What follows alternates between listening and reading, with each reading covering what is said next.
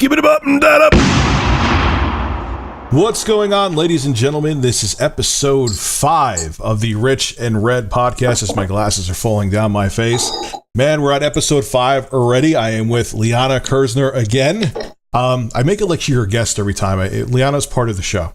I just realized I do that every single time. I have Liana here with me. Yeah, no shit. She's part of the show. Rich, are we doing the gamer equivalent of dressing alike this week because of the headsets? I guess so.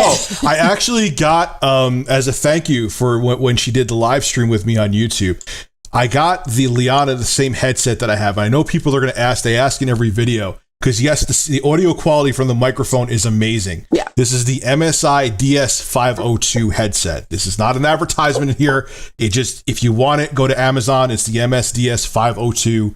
Audio quality from the headset's good, really good. Not the best, but it's really, really good. But the mic quality is, especially after you do EQ and compressing, sounds like I have a studio mic. It makes my life so easy when I do videos for YouTube. So again, not an advertisement. It's just a good headset. I got it for Liana as a thank you. And I'm sure it makes, now that you know how you see you're using it now on this computer that we've done the podcast on, you figured out how to get that going? Yep. Okay. All right. Yeah. So as you hear, the audio quality is amazing. And I have the flames of hell coming out of each side of my head. And I like that. Yeah. I can't wait till that trend in PC gaming goes away because it's really annoying. Why is everything's dragons and fire? And, I have that, the turret keyboard. Yeah. And part of it is the buttons don't light up. I hate light up buttons. I find it distracting because my cats on my Alienware PC, my laptop, they come by and they change the color of the buttons by stepping on it. And it's so distracting. It's like, why is half my keyboard orange? It completely screws me up. My cats are smarter than me in that regard. And so I like not light up buttons. And the other thing I like about this is that the mouse pad is magnetic. Yes, very slightly. I have one too. I like that too. The only thing, I know it's funny, she likes that it doesn't light up. I actually, because I use it, the podcast, like I said, my fiance's taking over editing. That's why it was up late. I edit with another turret up there, and sometimes it's darker there. And I am very annoyed that the keys don't light up because I would love to look down. Like my keyboard now, even if it's dark in here, I could type no problem if I need to look down at it. Now with the Razer, it doesn't have the lights, but I still like it. There's 2 of them in my house, and it's nice because if you want to play on your lap, due to the magnetic mouse. It's so great. Strap it on, like hook it up to the TV, like use your TV as an external monitor. You can PC game on your couch. It's glorious. The only thing is if you're just mousing and you suddenly, it powers down, you go to hit the keyboard controls and you have to turn the little button on the side on. That's the only thing that's a little bit annoying. It shuts it off too quick. They should keep it on for it's a wireless keyboard. You don't need it. It doesn't suck that much power. Let it stay on. Razer, when you make another one, which I'm sure you're going to, give the keyboard at least an hour before it shuts off because there's no reason for it. But anyway, I think it's for battery. Guys, yeah, but the battery sips. And I've left wireless keyboards on for months and the battery didn't die. Yeah, the mouse dies a lot faster than the keyboard does, I find. Yeah, you're right. Which is weird because again, the mouse shouldn't take up any more power than the keyboard, but again, guys, these aren't advertisements. Just want to let that be known. We're not, just go look on Amazon. You can find it. It's not even going to be affiliate links in it because, like I said to you, good segue again. We're looking to not have any sponsors, even though affiliate links technically aren't considered sponsors. But anyway, what we're trying to do, and we always talk about in the intro of our episodes of the podcast, is we want to keep this sponsorship free. And we have a Patreon, which I always link on Podbean, and it's actually in iTunes and on Google Play because we syndicate it there. We have a Patreon where for $1 a month, you get access to a downloadable MP3, which I have to get up for our last episode because I was having technical issues with that. And you get access to the video version of all of our podcasts, and that's $1 a month. Usually people have 2 different tiers for that. We're only asking $1 because we're looking to have people want to stay around and feel like that, they're not being in a paywall to get any access to anything. So if you want to help us out, like I said, there'll be a link to the Patreon in the description on Podbean. So anyway, there's another thing Liana has to talk about. She has a Kickstarter going right now. I learned about it. You actually told me only a couple days ago, but it is very interesting when I have her explain what's going on. Yeah, it's called Lady Bits. And people at the title go, what? That's exactly the point. If you laugh at that, you're going to like it. If you're put off by that, just stop listening now. I'm pretty sure the people listening here, though, are going to be on board. If you watch the video on Kickstarter, the first thing you will notice is a lot of cleavage. Again, completely deliberate. That was my first reaction. She sent it to me on Kickstarter, and I was just, I got the link. I'm like, holy boobs. Yeah, I think I And I'm like, Liana, I apologize. I'm not like that, but it was just boobs. I think I got to start warning my male friends because it gets a little bit weird. And that's sort of the point of it is I tackle some of the toughest questions about women in video games, but it's up to the viewer to provide the answer. With all the stuff that's been going on in gaming, all this culture war nonsense, I've spent like 3 years just listening to people and what they want and what they don't want out of their conversations about gaming. And this series is the result. And people want to know. They just don't want to be force-fed something that seems like an ideology. So the format of the show is basically going to be, I'm going to debate myself. And I've actually got eventually later this week, the week after, I'm actually going to reveal the characters for each episode.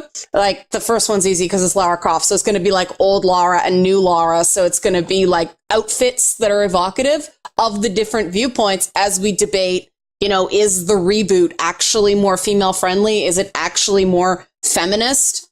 People just assume, her boobs are smaller.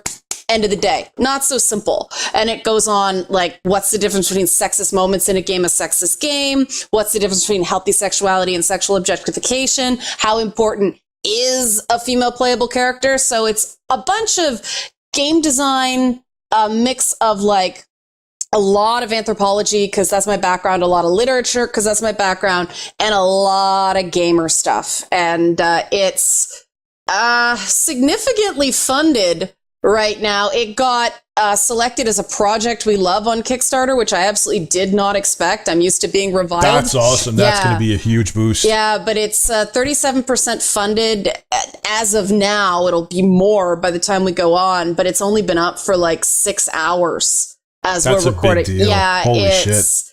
It kind of took off at a sprint and just didn't stop. And I'm so glad, because one of the things I want to do is show that, gamers aren't the misogynist shitlords that the mainstream media makes us out to be. So with like the $10 backer tier, everybody who backs $10 or more gets their name or pseudonym put somewhere on the set. So it's just going to be this wall of like gamer tags and stuff, because I want people to be able to see, the hundreds of gamers that cared and backed this thing. So everybody can just shut the hell up about gamers hating women. I'm so done with that. It's time we find some sort of way to, and we shouldn't have to prove. It should be innocent until proven guilty, but it's not. And you guys who game, you can't make this argument. Somebody like me is the only person who can kind of go, no, I've been in this community most of my life. I've been as a games professional for 10 years. And hold on, ad played. What's talking to you? Why? Oh, I love when these websites have the ads that play and you don't want them to. Oh, that's usually me in this podcast. So I'm glad it was you for a week. And it was very funny to watch you freak out. That was pretty good. But it was just like, what the hell? But the thing, anyway, I'll let you continue talking, because then I'll go on an ad rant. Actually, I was pretty much done. I mean, that's the thing. I'm in a position to prove some of these stereotypes wrong. And I think I can do it, just the experiment of doing something like this and it not turning into this stupid, pathetic women as default victims harassment narrative, and just making a really fun, kick-ass series that's from the perspective of a gamer that deals with this stuff. Show it can be done. And I believe in gamers enough to, have faith in the process. Yes, because contrary to popular belief, 95% of dudes are not that game, are not those introvert, psychotic, 35-year-old virgin man children that the mainstream industry makes them out to be. Because I think the mainstream's afraid of gaming. I think that once gaming becomes embraced, people are going to be like, why would I sit there and be a passive observer when I can actually interact with an action film? Yeah, just like they're afraid of user-generated content too. Yeah, because it's definitely a direct threat. Yeah. No one ever like when the Atari was out ever thought, oh yeah, this whole gaming thing is a passing fad. No one ever thought it would be a bigger industry than the movie industry. No one thought that. Well, it's interesting because right now it's a bigger industry, gross, but the profit margins are smaller, and that scares Hollywood as well because wow, what is this lack of greed? You know, it's completely different culturally. It's completely different in expectations of media. The relationship that gamers have to our games is completely different than film and TV fans have to that medium. We're participants. And, you know, one of the side things I hope to do with this project is get away from some of these borrowed things like, you know, the male gaze and that kind of stuff, and actually create a vocabulary and a toolbox that is specific to games that actually work, that aren't, you know, kind of half hit the target because it's borrowed cultivation theory or borrowed objectivity theory or, you know, mass comm theory. It just, when something's interactive, it really changes the way you have to look at something. You almost have to, instead of looking at something as an outsider, like viewing on a screen, you have to judge the experience from it being in the center of it and it happening around you, almost like analyzing in VR. That's an awkward analogy, but that's the way I come at it. You have to just go, no, this is a game. This is not a book. This is not a movie. This is not a TV show. This is not a magazine ad, nothing. This is a game that matters, you know? And the thing is that there's a stigma that people who game spend way too much time with it. I don't spend any more time gaming than people watching TV or anything. It's my form when I have downtime of entertainment. I'd rather do that than watch a TV show. Well, you know what it's funny. It's just a pastime. Yeah, I had a discussion with a couple guys on Twitter a couple days ago, and they were saying, you know, Netflix has cost them so much sleep. And I said, I fall asleep with Netflix on. I am the user that, you know, are you still watching feature on Netflix was designed for, because if I'm not interacting with somebody, the minute a screen goes out, I'm like so sleepy. Yeah, me too. That's what you use to fall asleep too. So yeah, and I think there are different types of media for different types of people. Some people just want to sit back and let it wash all over. I want to engage. Yeah. Yeah. And same with me. I want to engage too. And it's one day, hopefully gaming will be accepted like every other form of entertainment, but I'm not going to hold my breath. You know, it'll take a while. I'm an optimist. I think it's coming sooner than you think. And that's why there is such a upheaval. Attack on it. Yeah. That it's so loud. I did a radio thing earlier and they asked about, you know, the misogyny in games. And I gave my little stump speech of, you know, misogyny is not a gaming problem. Misogyny is a human problem. There's humans everywhere. And so you're going to have this subset of the population that has issues. But at least we're confronting it in gaming. Like our improvement curve is so much more positive than mainstream entertainment, cable news. I mean, we've talked about the whole Fox News thing at length, and look at how long that was going on. That's being harassed at your workplace in meat space by your boss is way more serious than some idiots on the internet giving you a hard time.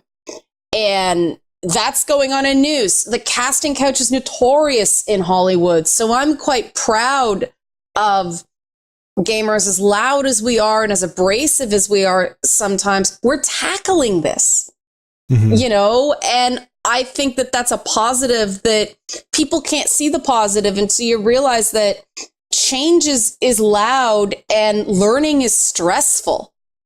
And if you back away the minute it gets loud or tough, or you have to take a few cracks at it, well, you're not going to make very much progress. And that's a mindset that video games taught me. Get good. Yeah. Yeah. So that's the series. That's a series. I'll have a link in the description too on Podbean to Appreciate Liana's it. Kickstarter. So if you want to support that, you can. as well. And it sounds like it's going to be very interesting. And I'm sure you're going to end up making Anita Sarkeesian nervous too, your buddy. Oh, do you notice her hair? No, what's up with her hair? Oh, God. I watch her videos because people ask me, and I opened up the latest one. The last one, she's dip-dyed her hair red and put the blonde highlights in. And I had this moment of, is something wrong with my screen? Like, what's going on? Why is she turning into me? And she's smiling more, and she seems to be enjoying this video a lot more. Like, have the ginger spores like gone through the internet and lifted her spirits? I don't know. I hope so. I wish her well. Maybe she got some comments in a manner that she actually took the criticism and said, oh yeah, maybe I'm too fucking boring.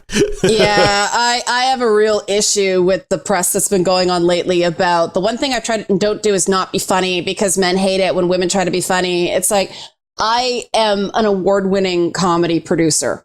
Fuck you, women aren't funny, and fuck you, most guys can't handle when women are funny. Most guys nowadays, especially guys under a certain age, are just fine with it. You're going to get the insecure assholes, but especially gamers, like, because gamers tend to be not the typical cool guy, you know, they're not the stereotype. We're not the stereotype, but we're not Mr. I need a Ferrari and an Aston Martin to feel, you know, I need the designer clothes and all that stuff. No, we're spending money on tech. There's only so much money to go around. And so I find gamers especially are not threatened the same way by women making jokes and women being silly. And I mean, the trailer for the Kickstarter is deliberately funny and, you know, deliberately bubbly and deliberately fun. And so when I saw those comments, I'm like, oh, why you got to put yourself in that box? You know, like it's one thing for other people to put you in that box, but why you got to put yourself there? Just makes me so sad. And I won't do that. No, good. Yeah. And that's part of the reason why I think when people see the trailer that it's doing so well right now, the Kickstarter, because they see you're not going to be another cookie cutter show that that will throw men under the bus. It's going to be more of a balanced outtake on things. Yeah, and why do we need to? I mean, that's what's so silly. You can't seek equality by turning into by attacking. Yeah. You can't say I want to be equal, but I want you to be lesser than me. That's not how it works. It's a complete mixed message. We want equality, so shut up and listen. Yeah, so you shut up and listen, and you're crap, and you're a sexist pig. You're worse than this. Shut up and listen. Yeah, that's equality. Yeah, you know what I mean. It just, but right now that's what's selling too. Yeah, that's why advertisers, when you go after Anita Sarkeesian and anything like that they kind of shy away, because it's popular right now to be an extreme feminist, and popular means money. And that kind of bothers me, because women in this industry, women in any industry, are never going to be seen as leadership material if people think we need special protections. And so it's well-meaning, it's chivalrous, but at the end of the day, you know, if they don't think I can get in there and mix it up just like a guy can, you know, if Jim Sterling, for instance, is expected to eat a ton of crap, or, you know, Review Tech USA is expected to eat a ton of crap, and I somehow am expected to eat less crap, well, that's not equal. That's not fair. No. Yeah. And women have to take the good with these feminists. What they don't seem to realize, or maybe they don't care. You want equal rights. I'm all for that. Why would I not want a woman to get the same pay? I'm not saying that they don't or do. I'm not opening up that freaking can of worms. And that's like, you know, that's like pressing the big red button on the nuclear warhead. Right. So I don't even want to go. I'm just saying, I want women to get equal pay. I want them to have equal rights. I want them to have equal opportunities. If you're doing the same job, you should get the same pay all around. They should be able to vote, the whole thing. But they also need to be held accountable for the wrongdoings. It's so funny. Oh man, I'm going on that kind of tangent right now, but it's still where it was something on The View, I believe. Oh, yeah, wow. You watched The View? I don't watch The View. I actually saw this from The Amazing Atheist. No, I don't watch The View. Okay. Where a guy was sexually maimed. Yeah. And they were joking about it. Oh, okay? I saw this. Mm-hmm. But if a woman, now the same, and he made a good point, and he was 100% right. If a woman was sexually assaulted or, God forbid, sexually maimed, it would have been a total guy, he got his dick cut off, he deserved it, ha ha ha. If it happened to a woman, oh my God, she was sexually assaulted, that evil son of a... It can't be that one way a guy gets his dick chopped off, it's a joke, or if a woman gets raped, it's horrible. They're both horrible. Both are equally as horrible. Getting your genitals mutilated, whether it be a man or woman that did it to the other guy, is horrible. It can't be one's funny and one is an absolute tragedy just because of the gender of who it happened to. And that's my point, is that you have to be held accountable. You deserve the same rights, but you also have to have the same accountability. Mm-hmm. You can't have a special pass with things, because then that builds resentment and it actually hurts your cause more than it helps. I completely agree. And that doesn't mean that every person is treated exactly the same. Every individual has different individual needs, and that's true of anybody. Of everybody has their own sensitivities, which are valid as an individual. Everybody has their own strengths, everybody has their own weaknesses, but we are talking about a medium of words here on the internet. We are not talking about anything that is going to physically hurt you 98% of the time.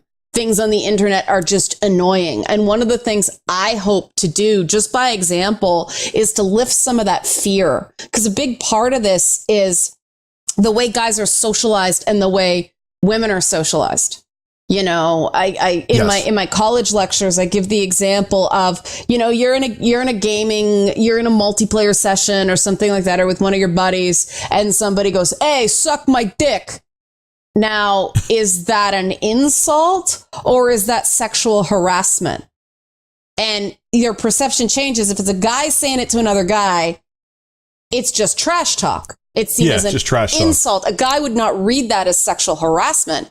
If a guy said it to a woman, there's a completely different social context. And those are the things we have to sort of drill down and talk about a little more, because... And it's a gray area too, because he made, even with a woman, it may not be a sexual context. He may just be pissed off and say, suck my dick. Yeah, I mean, you know? there's a great moment. I just binge watched Dear White People on Netflix.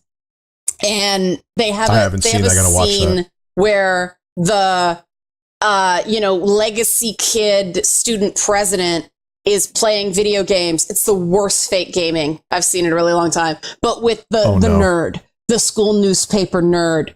And he goes on this whole thing about how heterosexual men are expected to suppress their emotions, and it's only allowed to be let out in professional sports. And you motherfucking cocksucker, like, he just trash talk gaming. And it's like, it's so true. It's one of those cultural things about gaming that those things don't mean the same thing in a gaming session that they would anywhere else. It's catharsis. And this is another thing that I think makes me different from most analysts. Most analysts in gaming have sociology backgrounds, whereas my background's anthropology and literature, mass comm. And so for me, sociology is the study of sort of society, people, whereas anthropology is the study of culture.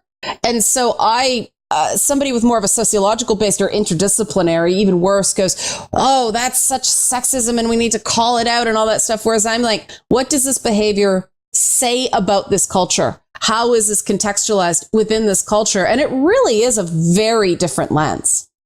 And I hope that I find gamers are really hungry for information. So I think if you just present stuff to them with no pressure, people are like, this is really interesting, until you try to tell them what to do. Right. And I know I'm like that. Like, I have that knee jerk reaction to, I was with you until you started telling me what to think.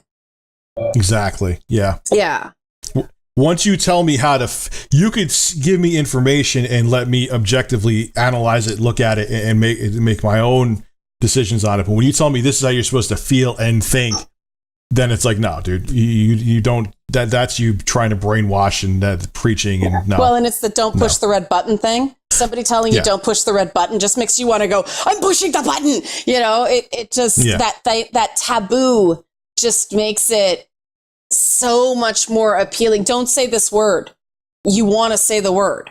Don't do this thing. Don't have this thought. We know thought policing doesn't work. We know that repressive social systems just lead to uprisings and a whole bunch of unpleasant stuff. That's why a lot of us are big believers in freedom and liberty and free speech and freedom of assembly and all that stuff, because it actually helps people who are in the minority much more. Because no matter how well-meaning you are, when you start really cracking down on this stuff, when you start self-censoring or community policing sort of thing, the people that actually lose at the end of the day are the people with the least power. You're not helping the downtrodden. You're not helping the people that really need the help. When you start censoring ideas, you only benefit the elites. You only benefit the establishment. Just structurally, it's because who sets the rules?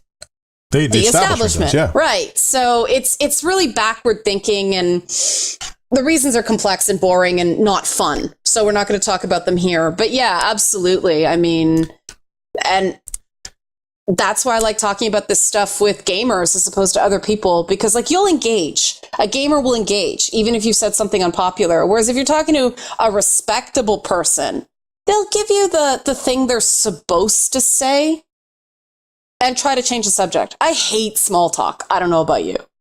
No, I hate small talk too. You bringing up how the weather is to me drives me insane. Yeah. I can't take it. Yeah. Speaking of things that are boring and uninteresting, this will be a boring and an interesting move if Sony makes it, because it'll be PlayStation brand suicide. The PlayStation 5 may arrive a hell of a lot sooner than expected. Now, it's funny. I showed this article to Liana, and she's like, "Oh, that's a dumb article." And what I said was the same company that's behind this prediction actually predicted the Pro and the Slim. So it may not be that the article's dumb. It may be that Sony could possibly be being dumb. Now, again, it's an educated rumor. It could be totally wrong. But I'm going to read to you. Actually, this is coming from Forbes. So I'm going to read to you maybe the first paragraph and a half. The original Sony PlayStation launched in December 1994. I remember when it did because I didn't think Sony was going to be successful with it, but I was only 13 and I was an idiot. The PlayStation 2 came roughly 6 years later. I remember being there for that launch. I actually worked at Circuit City Express. Circuit City Express. A lot of you guys don't even know what that is, man. There were the little Circuit Cities that were in the malls. And there was a line in the mall to get one of those. The kiosks, right? Yeah. No, it wasn't a kiosk. It was actually a little store. But how they have the clothing stores in the malls inside indoor mall, they had that there too. And then Best Buy came and that just got imploded and we got shut down. That was a fun job. And the PlayStation 3 came 6 years after that. 7 years later, the PS4 launched, blah, blah, blah, blah. And just a few months ago, we got the PS4 Pro. I got a PS4 Pro. It's a good system. Isn't as 4K capable as a lot of people were hoping it would like it to be, but it's definitely it can do some games in 4K, like The Last of Us remastered as a native 4K, which people will say, "What do you do? Big deal. It's a PS3 remastered game," but hey, it's still in 4K. And they made the PS4 Pro. Now, Macquarie Capital, if I said that word wrong, I apologize. Securities analyst Damien Thong.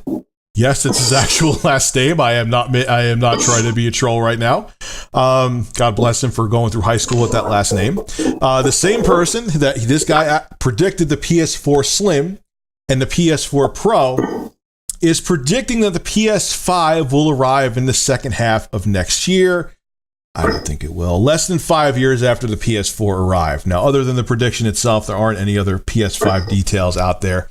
But because the console's underlying architecture, it's easy to say it's going to probably be just a beefier version of a PS4 Pro. It's going to just have a more powerful AMD CPU, AMD GPU, blah, blah, blah, blah, blah. Just like they're doing with PCs right now. That's pretty much it. So there's two sides to me to this. Well, there's not two sides. I'm with you. I think that the prediction hopefully is probably bullshit. But again, the reason why I even wanted to talk about this was the fact that this guy, Damien Thong, actually made two predictions before about the PS4 line that came to fruition. So he may have some inside knowledge instead of just pulling these out of his ass. How do I feel about this? And I'll let Liana give her take on it. I think it would be absolute PlayStation 4 or PlayStation brand, I mean to say, suicide. You come out, the PS4. First of all, the PS4 is not even, it's not even 5 years old yet. The PS4 is not even 5 years old. You come out with a next-gen system when your 8th gen system, or you come out with a 9th gen system and your 8th gen system hasn't even hit that half-decade mark. Come on, man. And then to make matters worse, if they come out with the PS5, you pulled a Sega 32X.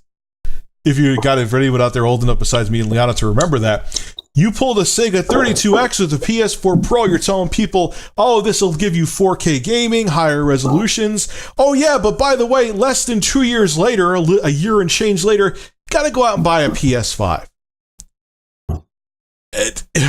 It would just, they might as well pull a metaphorical revolver, put a bullet in all the chambers and play Russian roulette with themselves. They would be screwing over so many people who thought they'd be like, all right, there's a few more years to go. I'll pick up a PS4 Pro. I want to play Horizon Zero Dawn and beyond 1080p resolutions. That's cool.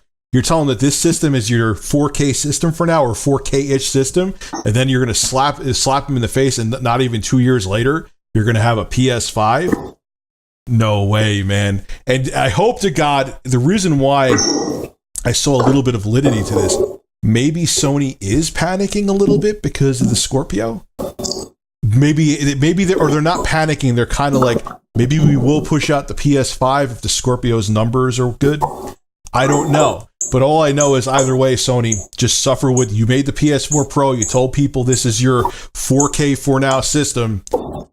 You got to suffer with it. There's no way that you could come out with a next-gen system when you're telling people this half-gen refresh is the future for a while. People will be so mad. And it's happened in the past before with Sega. Sega's done a similar thing multiple times. Sega CD, that's the future with full motion video games, even though it wasn't full motion. It was like a little thing at the screen like this big, and the video looked like a bad VHS porn. But yes, I forgot about that. They did that. Then they did the 32X. They touted that as the next gen system. For your Sega, you put it on your Genesis. Now your Genesis is the next gen system. Oh, by the way, it's not. We're coming out with a Sega Saturn.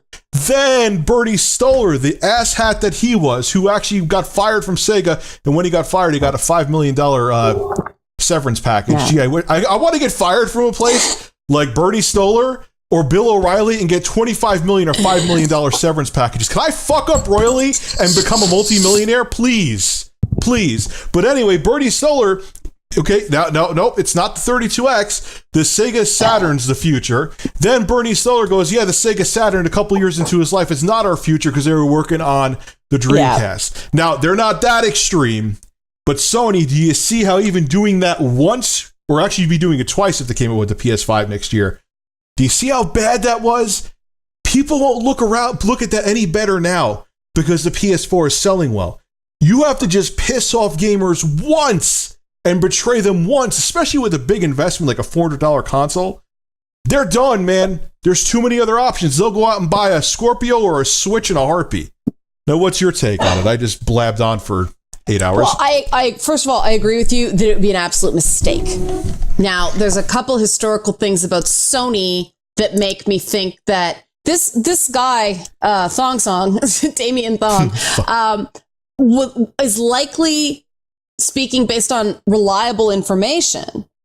But Sony has a tendency to troll the markets. They're a very patient company. Yeah. Remember when they released that phony controller to make Xbox spin in place with the weird thing in the middle? I don't, but I know they've done this before. They tend to make these moves, see what happens, and then...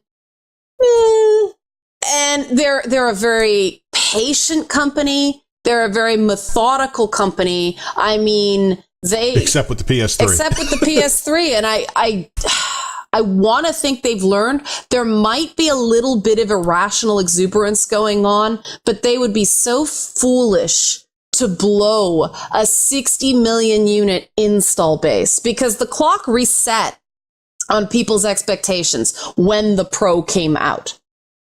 And Yes. it's going to be the same thing with Xbox. The Pro has a head start. So every day that the Pro is out, that the Scorpio isn't, Sony is building It's a bigger up, install base. right? Yep, it's growing. So they are going to have to. The Scorpio is going to have to be great because it's going to have to be around for a while, especially since it's likely going to be more expensive than the Pro. Now, the other area of this that they have to consider is the developers.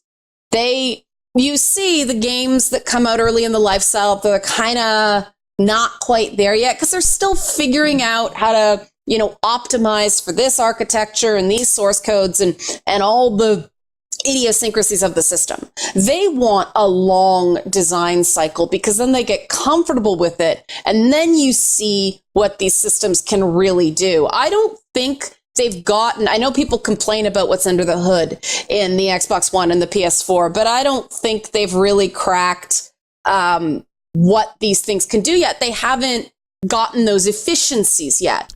This generation, any other generation, I'd be 100% on board with you. This generation, the PS4 and Xbox One, and the same with the PS4 Pro and Scorpio. They were mid-grade components PCs. when they came out. They're just PCs. Yeah. The architecture, like when you had Cell and then you had the triple-core IBM PowerPC processor for the 360, there was a difference there that the developers had to wrap their minds around. That's why games like Call of Duty 2 didn't run at 60 FPS yet, because I actually think that ran, don't quote me on this, guys, for people out there who know off the top of their heads, I think they only got it to run on a single core on the 360 because they at the time they were still learning the architecture and learning multi-core and multi-threading and stuff like that. So there was that hurdle because it was still different enough than PC. And even like Gabe, I talked about it like I know him in first person. Gabe Newell, he was like, yeah, he that was at a time where multi-core processors were taboo. You actually see a video interview of him coming out kind of like, it's too much work to work on them. This time with the PS4 and the Xbox One, and they did it purposely, they're just PCs. Yeah. You have a multi-core AMD processor, you got the GPU in there. What I do agree with you on, and what I think is a challenge for the Pro when they develop games for the Pro, is that checkered board 4K, where it's not really 4K, but they get it to work in 4K because they're cutting down on how the pick. They're basically kind of trying to find a way to squeeze to make it. It's almost like 1080i interlaced, but it's not. It's more complex than that. Yeah. I know I'm totally dumbing it down right now, but they're trying to use predictive things to fill in the missing data, the same way we had to upconvert when we jumped from standard def to 720p back in the day. But that's the other thing. The 4K market penetration, the install base, is the other reason why I don't think Sony or Microsoft should release another console generation until 4K market penetration hits 50%. It just doesn't make sense. I didn't even think of that, but I totally agree with it. Yes. Because what's the point? If you don't have enough people out there right now are scratching their heads as to, I don't really even need a Pro. Yeah. I don't, I think there's enough of a market for a Pro and a Scorpio, but to come out with a next gen system that's really truly all about 4K, which obviously it's going to be, it's not. It's ridiculous. And Liana's cat wants to debate about the PS4 Pro say too. Hi. Whoops. Say hi, I know Midna. Cat meows from a mile away, Midna. trying to convince my fiance to let us get a cat. Oh, really? Yeah. Midna convinced them. Be very careful what you name your cats. This cat is 100% Midna from Twilight Princess. Oh, really? Oh, yeah. Got the attitude and everything. She hides in the basement crawl space, and we call it the Twilight Kingdom because she's just gone. And then we let her be, and she's back again a little bit later. That's cats. Yeah. That's cats, though, man. Cats can disappear, even if they're indoor cats, and be gone for 6 hours, and you can't find them, and you start freaking out. Next thing you know, they're eating from their dish. Well, she's tiny too. She's the absolute smallest cat we have, and so she can get anywhere. She can get in places all the other cats won't go. And she's obviously got something. She thinks she's a mouse because she's howling right now. That, oh my God, it's what my cats used to do too. Well, I got something cool. Well, I had a small, my parents had, and she actually lived a long time. It said that she passed, but she was like 20 almost. Oh, that's a good long run. Yeah. Her name was Samantha. Her thing was anything high. Yeah. You wouldn't find her. She would be, if there was like, you had a stereo system or some piece of furniture high up, that's where she would chill. She was a ceiling cat? She was like a ceiling cat, man. Yeah. But, how weird, man. We got on cats. Well, because cat interrupts all. Cats do interrupt all. Cats, and think about it, for you guys out there who know of cats, you could be doing, cats will stop you no matter what you're doing. You're editing something, a cat will slap the mouse out of your hand and be like, yeah, pet me or feed me. Yeah. They don't care. No, they want something. Whatever you're doing is not important enough. But yeah, I mean, I think we pretty much stuck a pin in the next generation PS4 console thing. There's all these market forces. PS5, sorry. And PS5. And Sony's not dumb. I could be completely wrong. They could, but it could be, I'm sorry, I didn't mean to interrupt you. They could be, if they are this dumb, it could be that they are afraid of the Scorpio. They are afraid that maybe they will, if it is that, because I see the numbers on paper, and I've talked about this in another podcast, I'm going to go into it again, but if the numbers on paper do make a significant performance, give the Scorpio significant performance gains over the Pro, to the point that maybe games won't be able to even run on the Pro, which I don't know if it's at that point. I just think the games ought to be scaled down a little bit. But if that is, then maybe that's why Sony's nervous. But I just think, no, I think at worst case scenario, 2019, we would see a next gen system. Even then I think 2020. Yeah, 2020. I was thinking 2020 would be better. Based on the delays on the 4, they held that back. I want to say 2 years, but it could have been even longer just because of economics. I mean, obviously they one of the reasons they would put it out now is because people are shopping, people are spending money. That doesn't necessarily mean they're going to buy your shit, but it is, I think it'd be the other way around. Because remember when the Xbox 360 was dominant, it didn't matter that stuff looked better on the PS3. They built it for the Xbox 360 because people had more of those in their house. It's not a question of the best thing. It's the most thing. Who's going to sell the most copies of a game? Xbox needs amazing exclusives to sell the Scorpio, and they have not delivered on the Xbox One. PlayStation has some fucking dynamite looking exclusives coming out for the PS4, and they would be stupid to step on that with a hardware announcement, because hardware always dominates software, and the next 2 years they should just sit back and let the software do the talking. Hardware announcements, let me clarify for you, because people will be like, no, the software sells. She doesn't mean that it's hardware announcements. Hardware makes this hardware announcements. Like if Sony came out this E3, God forbid, and announced the PS5, any other major game announcements, would people be like, yeah, who gives a shit? We're waiting for the PS5 now. Because people want to be able to pull it apart and say what's inside it and everything like that. And this is the problem. We talk a lot about game journalism, the disconnect with gamers, but this is one of those disconnects. Most people who play games, let's open it up to players of games instead of gamers, because gamers and players are very different things. But the vast majority of players don't want to know about gigaflops or, belly flops or whatever. They want to know what they can play. That's the general tier, guys. We're the nerd tier. We want to know that shit. Yeah. They just want to know, okay, is it easy to plug into my TV? One cable? Got to turn on, do one update. All right, I'm good to go. Does it look super shiny? All right. I mean, I start talking about anything technical with my friends who play games. Their eyes glaze over. I know you're very smart, but I don't understand what you're talking about, face. But when you start going, check this game out. I mean, Horizon Zero Dawn explains why you want those enhanced graphics or why you want a PS4 at all. It is a beautiful game, just in terms of color. God, I need to play that. I still have that in the goddamn cellophane, but yes, I need to play that. It's one of those. It's not perfect. It's a very weak RPG, but it is a great open world action game, and that's enough for Which a lot sounds of like people. it's up my alley. Yeah, I don't care about anything but shooting dinosaurs in the face with robot dinosaurs in the face with fire in that game. I will completely admit it, but it is so damn pretty. And that's what Xbox needs. It blew it on Recore. It blew it on Tomb Raider. Scalebound. Yeah, well, they canceled it. We didn't even get to see it. That's what I'm saying. They killed it. Who Yeah. in their right goddamn mind releases anything on the same day as Fallout 4?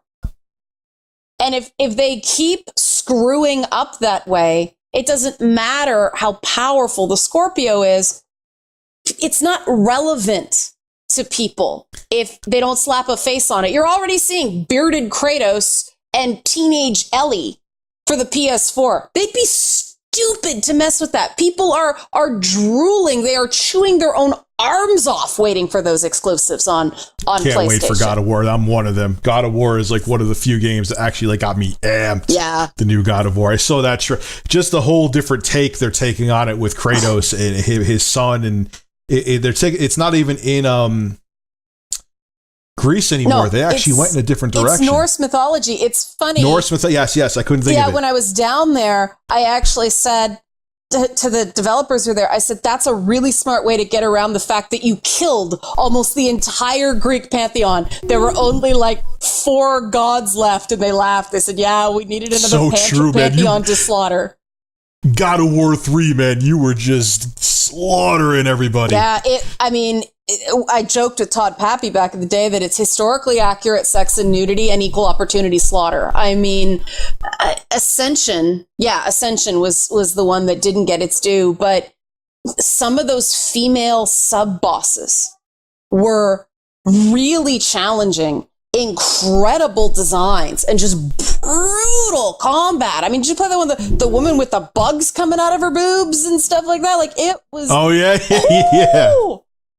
That's my jam. Like, so good. And it's all just interpretations of what those, what are the fates, actually were. I mean, Greek myth is super hardcore and super violent, and they just went from it. And Norse myth is really bloody too. I mean, it's basically Kratos brings Ragnarok.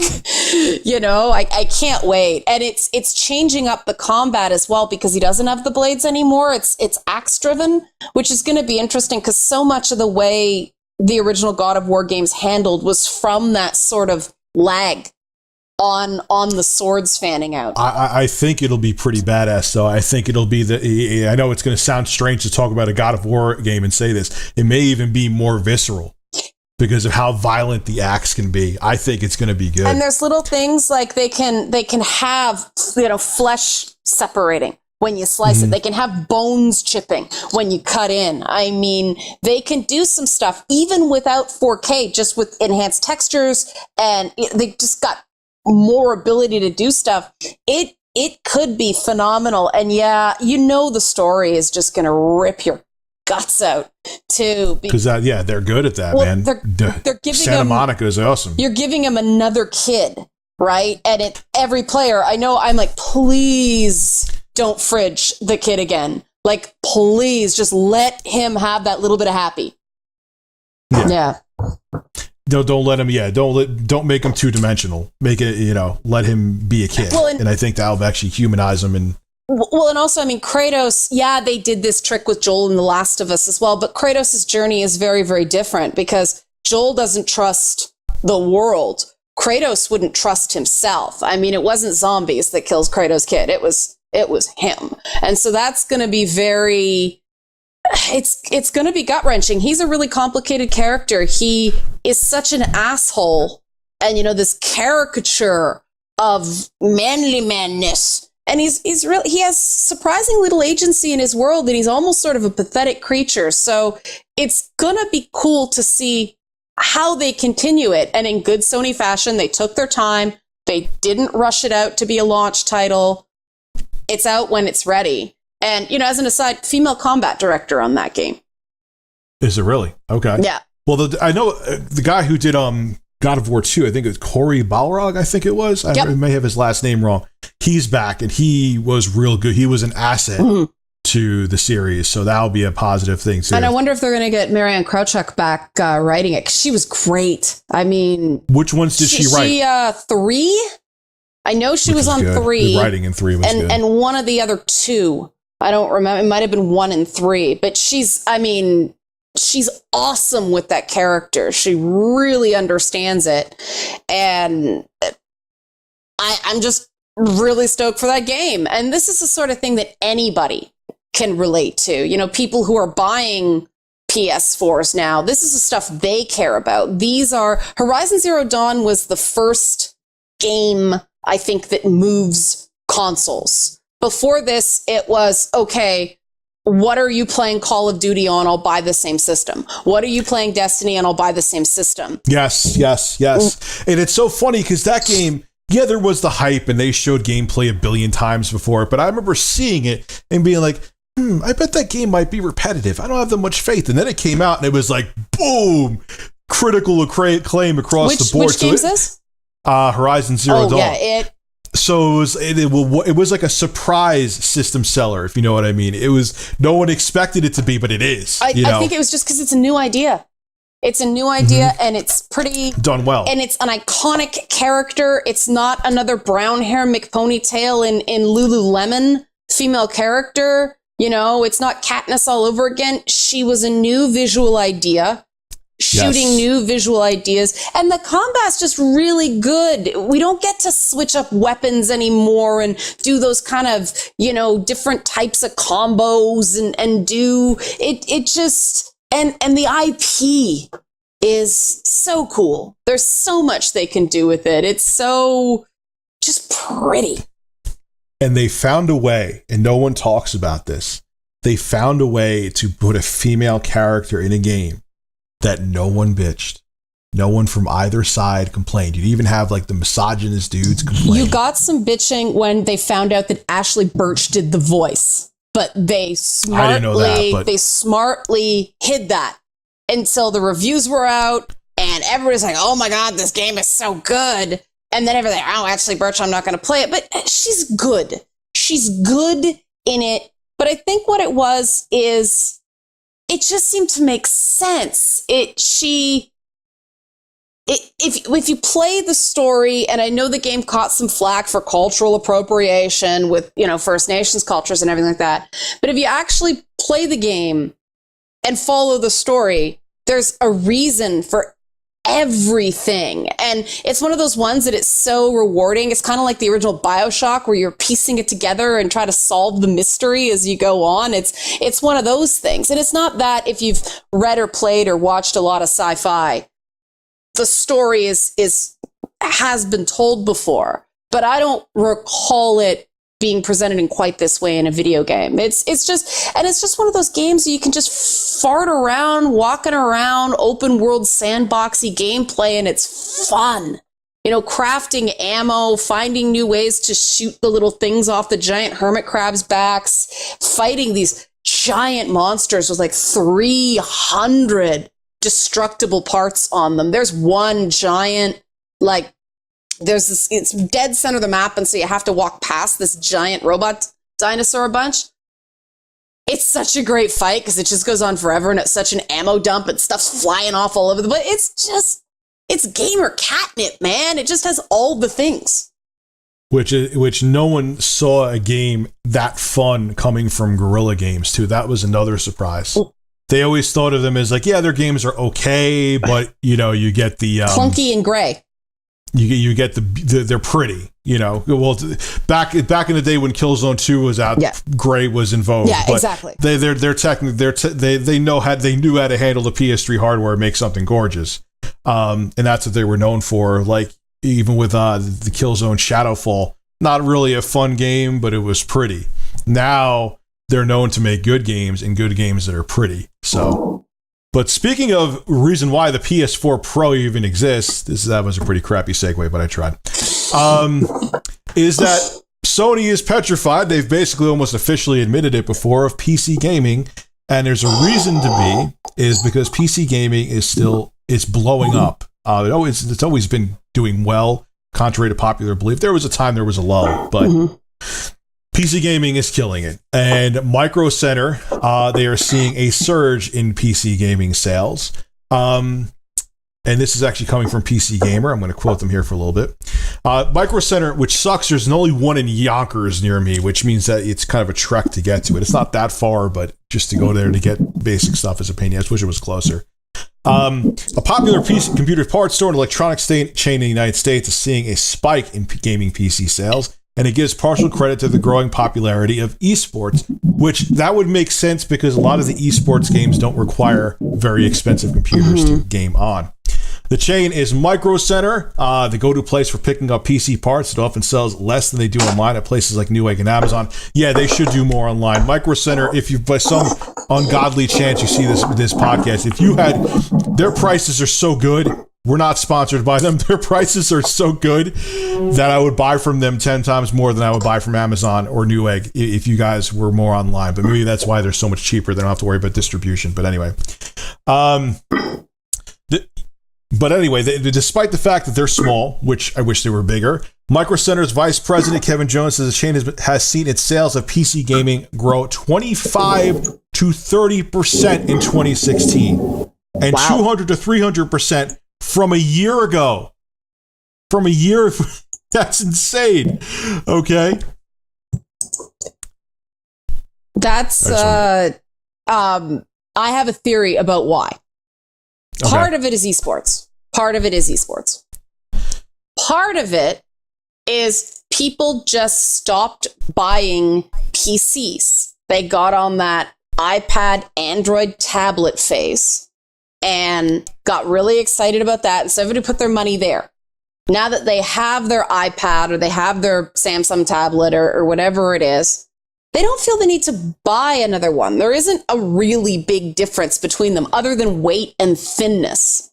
So they're looking around again to go, I miss the keyboard. I miss my PC.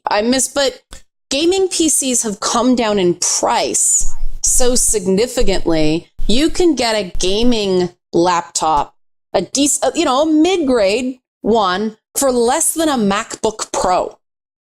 Much less. Yeah. You could get a gaming PC that, it's not going to blow off doors, and you may be doing medium settings at 1080p. You could get one for like $600 if you look hard enough. Yeah, and it's funny when I go into lecture, I look at the PC, I look at the laptops the students are using, and the Mac users tend to be to my left, lower down. You see them, and a lot of them are pink or white or, cute. Okay, you're the Candy Crush players. You see the business guys on Surface Pros with it flipped up, and, it's like the popped collar of gaming, right? The Surface Pro, the way it's sitting up like that, it's like, okay, you're the econ or the business students. But then there's always this gaggle of guys, they're always in the back right corner or the back left corner. I don't know why. They hide at the back. But they obviously bought a gaming PC as the PC they were going to go off to college with because they could get a computer and they wanted one. Because it makes more sense. Yeah. Even if you're not really a gamer, it makes more sense because if you're doing any kind of content creation, even outside of video editing, if you're doing CAD work or something like that, having that more powerful hardware and a dedicated graphics processor is just more logical. And now that it's more affordable, look, PC gaming, I even fell into this trap. PC gaming used to be expensive. It wasn't as expensive even back in the day as you would realize. It was more expensive than it is now, but there always was a way you could get into PC gaming without it always being a crap ton of money. It was much tougher back then, but it was still possible. I think beyond even esports, which again, I could make sense with this because esports don't require heavy duty machines to run butter smooth. Like Overwatch, you don't need to. League of Legends doesn't take very much. Yeah, StarCraft, you could run them on a potato if you wanted to. Yeah. Is that just gaming? PC gaming has gotten so much cheaper. I think we talked about this in one of our earlier podcast episodes, but I made that video on, I got a shit HP with an old ass AMD quad core processor, a Phenom processor in it. And I put a 1050 in there, a GTX 1050, was less than $300 at my door. Okay, I put it together, took 2 seconds, plug it. Putting a graphics card in a computer is the equivalent of putting a Nintendo cartridge in an old NES. Maybe a little bit more challenging depending if the machine's crappy. But put that, and I'm gaming. I was playing Far Cry, Dying Light. I was playing a bunch of AAA games. There was a couple of them that did get a little bottlenecked due to the older processor, but all you got to do now is, even if you have an older computer, so long as it has a PCI Express slot, you plop a graphics card in your PC gaming now. It's so much more accessible now than it ever was. And I think people are realizing too, beyond the fact of gaming, is that you not only do you have an affordable way to game that in a lot of ways is superior to a console, you also could do other things on it too. So you could have this one machine that does everything for you, and you're not breaking the bank anymore to do it. Not everyone's a jackass like me that has a $5,000 computer. I think also PC gaming Maybe has become a lot actually. more. We'll go with 5,000. It sounds bigger. Because everyone's like, oh my God, he's overpricing his computer to tell everyone he has a really... No, it's not the price that counts, Rich. It's how you use it. It is true, man. And but what were we going to say? Yeah, I'm sorry. The other thing is PC gaming has become much more reliable. I remember back in the day when certain games would only run on 6 specific video cards and it wasn't supported otherwise, and you couldn't take them back the minute you open the box. And now when Steam did that refund program, I know I am much less hesitant to buy games on Steam now because I got burned a couple times before they put in where I put the game in and it just wouldn't run. It, for whatever reason, it was Splinter Cell Conviction, just wouldn't. And I'm like, screw this. I'm not doing all this configuration. Now you can get your money back. And I think we shouldn't count out the rise of indie games as well. That too. Bringing in, and this is why I'm so bullish on women as PC gamers, because the gaming market wants consumers who will spend $1,200 on a handbag. Because if they'll spend $1,200 on a handbag, imagine they'll sure as shit spend a lot on games if they're into gaming. On something they can do shit on, like the price tolerance and the perceived value. These are the people that will spend $100 on Candy Crush just to make the game easier, right? These are not the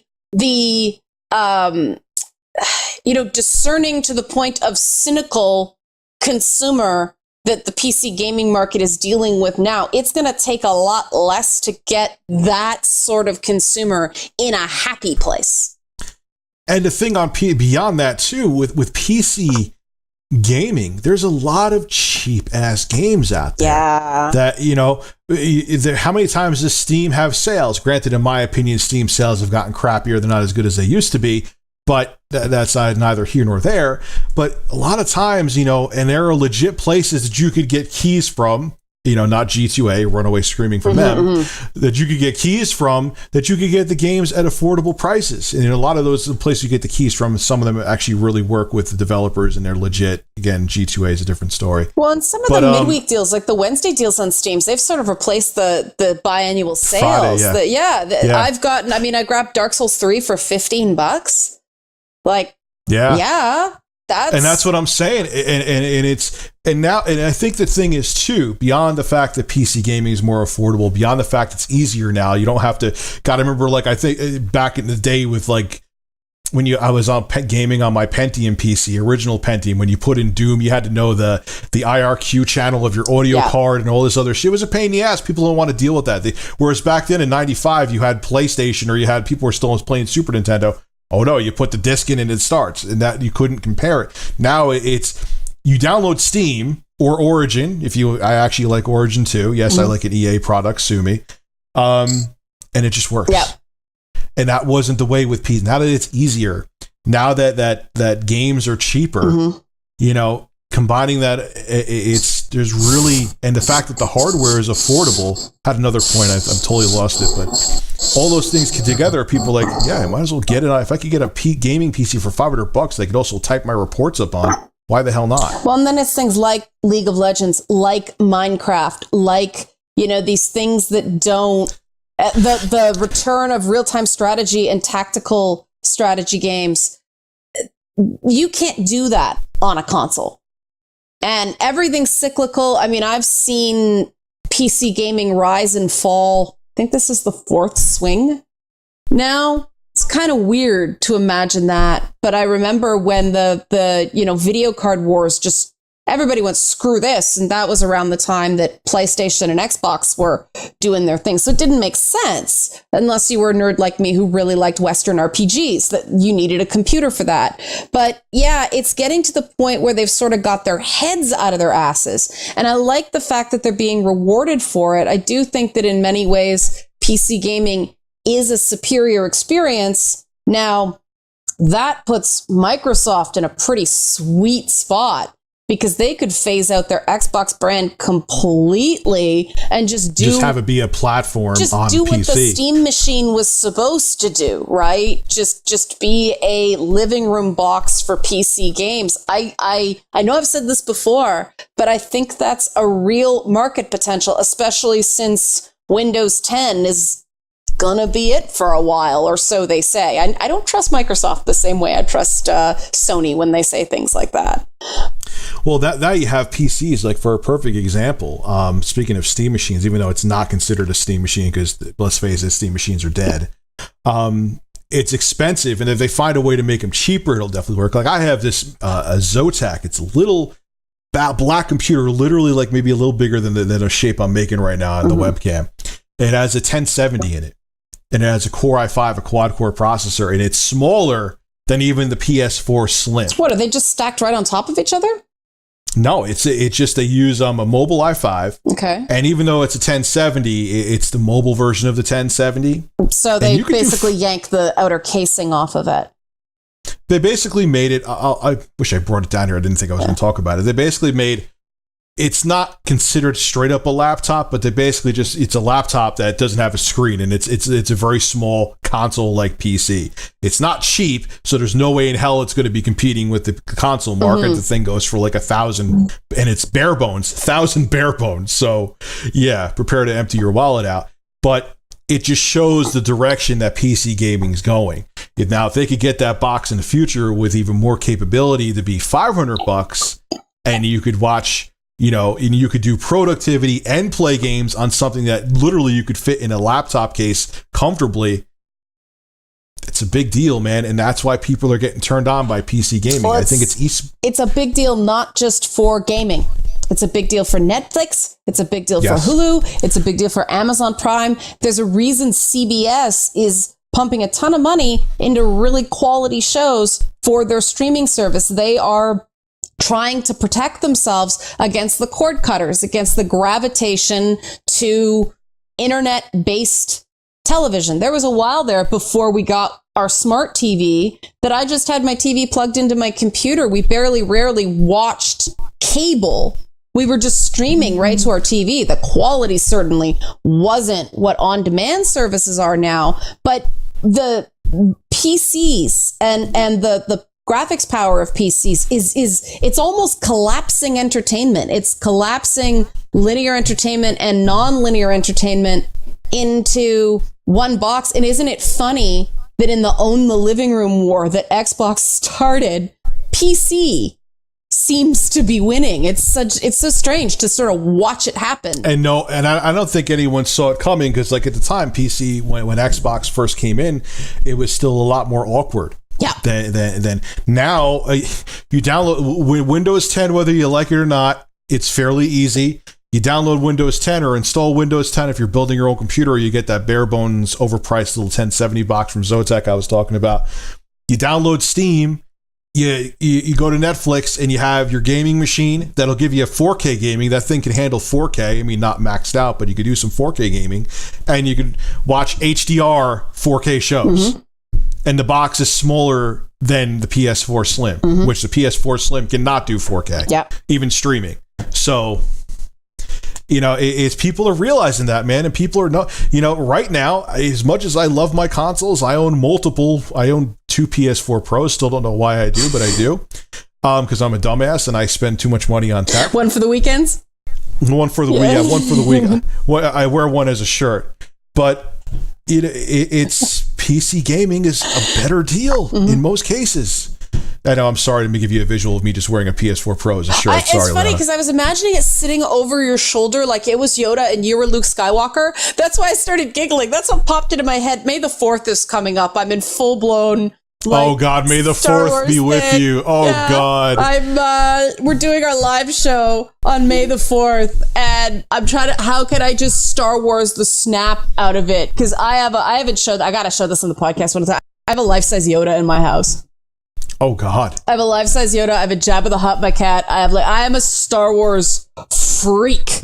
I love Star Wars. And May the 4th is stupid, and I'm aware it's stupid, but it's still so much fun. Seeing as we were in the shadows for so long, there was like the Star Wars diaspora. We were wandering in the wilderness during all those horrendous like episodes 1, 2, and 3 Jar Jar years. And now it's sort of back and it's cool. And you see NFL players wearing like Darth Vader t-shirts when they're on CNN. You would have never thought, I don't mean to, I started to cut you off. You would have never thought that when Disney took over Star Wars, you would have thought that everyone would be like anti-establishment Star Wars, that it would be more embraced than when Lucas did it. But I think because George Lucas, especially with episode 1, episode 2 and 3 were tolerable. Episode 1 was so shitty. Agreed. That when he screwed it up, you would have thought people just were like, you just screwed it up too bad.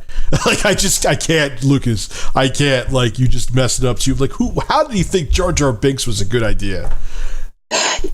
And you lost that. There was something about that cast that in very 4, wooden, 5, and 6. Very wooden cast. Yeah, well, the 1, 2, and 3, you had name actors acting badly because they couldn't adapt to the digital environments. It's being a green screen actor is a particular skill. And Carrie Fisher, rest in peace, Mark Hamill, Harrison Ford, they all adapted very well to the absurdity of the space opera because they didn't see themselves as serious actors who needed method and a lot of direction beyond don't stand there because a big spaceship is going to come through here. They are different types of actors, and I think that bringing them back brought the magic back. Like, I know that episode 8 is going to like emotionally slay me and a ton of other people because Carrie Fisher, right? But at least we got that. Like, going back and seeing her when she was 19 years old and like addicted to drugs and allowing her to complete that. Since we got older with Star Wars, it just speaks to something beyond words that because Disney really respects its own history, they know how to respect the history of Star Wars. And it wasn't out of the blue. They had that Star Tours ride in their theme park for ages. It made sense. Lucas was right there that it was the right company to continue the brand. In order for Star Wars to advance, he needed to hand it off. And they're no fools, man. They know that they want to make the return on the IP they bought for, I'm ssure that was a multi-billion-dollar acquisition. I think they've already made it back. Huh? I think they've already made it back just on BB-8 figures. Yeah, I'm sure they did. But they knew they had to. They knew they couldn't screw it up because they knew that they had to play it cool. Because if people were going to give, especially because people were skeptical of Disney to begin with when they first acquired it, they were going to give them one chance. If they didn't knock it the hell out of the park, exactly, they would have killed Star Wars just like that. Yep. So that's why, it is where it is. That's why they did it right by it, because they had no choice but to do right by it. And I'm sure they're glad they did now, because they already made their return back of what they put down on the Star Wars IP, and now it's more respected, arguably maybe than it's ever been. Yeah, that may be a bold thing to say. Yeah, I think you're right. I mean, I think Rogue One, despite it not being anywhere near my favorite Star Wars movie, it was too bleak for me. I know that a lot of people love The Empire Strikes Back, and Disney showed they could do bright, A New Hope style Star Wars, which is essentially Episode 7 was an homage. Like The Force Awakens was an homage to A New Hope. But Rogue One showed they could do that dark Empire Strikes Back style Star Wars as well. So they have earned the trust of the Star Wars movie-going public, and now they just have to make sure they don't burn it out. They have to maintain that quality. But if any company can do it, I didn't think they'd be able to milk 3 very quality movies out of the Toy Story franchise, because it's such a simple concept. But I think the third one might have been the best of the 3. It was so enjoyable. So you get creative writers who have a lot of talent. They could, and job security. They Yes. keep working with the same people, and so for all the the Mauschwitz as they call it references, Disney knows IP. Disney knows how to respect an IP. And who thought the princess thing would go as long as it did? I can't stand it, but I appreciate their ability to make a buck. Yeah, Disney has a hell of an ability to make a buck. And who would have thought, like I said, that they would have been done so right by the Star Wars franchise? I mean, we knew, but at the same time, a lot of people were skeptical in the beginning because, the franchise was taken out of the brainchild's hands, which was Lucas. But yeah, but sometimes that's good. I mean, look at when Tomb Raider passed from Core to Crystal Dynamics. Yeah, it was the best thing for it. Yeah, so sometimes it works. If it's the right handoff, Empire was the one film Lucas didn't direct. So, yeah. All right, guys. I think, that was very interesting.